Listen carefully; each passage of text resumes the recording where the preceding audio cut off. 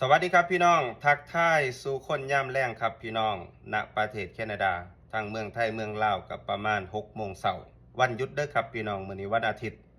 ทักทายสู่คนครับพี่น้องมี FC คอมเมนต์เข้ามาบอกว่าสวัสดีครับเทพโยจากร้อยเอ็ดแต่งก่อนล่ำสันๆให้ฟังแหน่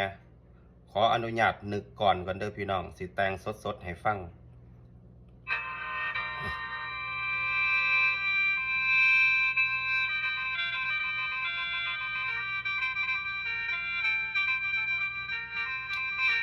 ละมาบัดนี้ฟังก่อนพี่น้องยมาสิขอกล่าวย้อนน้อกล่าวย้อนตอนผมอยู่ดอกเมืองไทยพุ่นแล้วความสุขใจน้อเหลือหลายบ่อาจพันละหน้าใด